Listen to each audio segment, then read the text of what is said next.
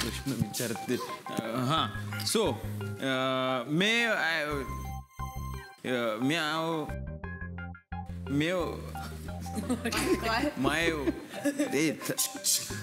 हसू नका.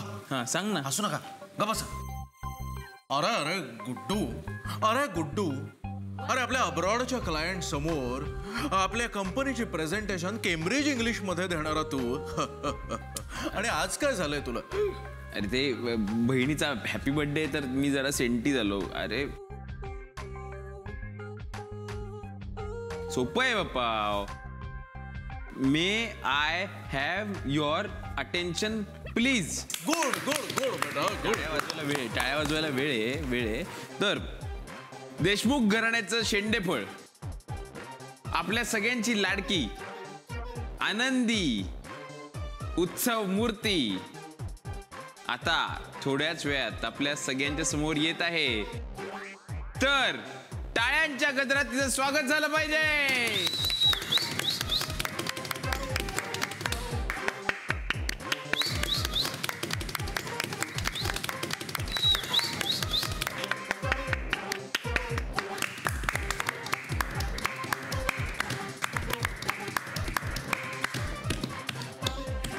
ये आनंदी बाळ, ये आनंदी बाळ म्हणजे बाळ आनंदी.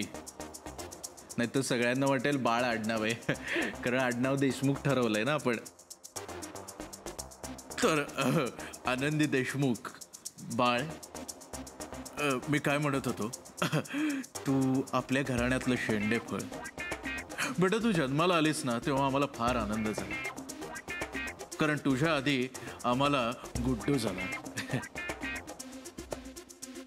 आणि गुड्डू झाला तेव्हा आमच्या सगळ्यांना भ्रमनिरासही झाला, कारण बघता क्षणीच आम्हाला कळलं होतं याचं काही होणार नाही.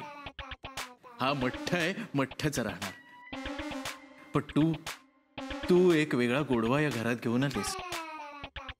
खरंच सांग, जेव्हा एक मुलगी घरात जन्माला येते ना तेव्हाच घर परिपूर्ण होतं.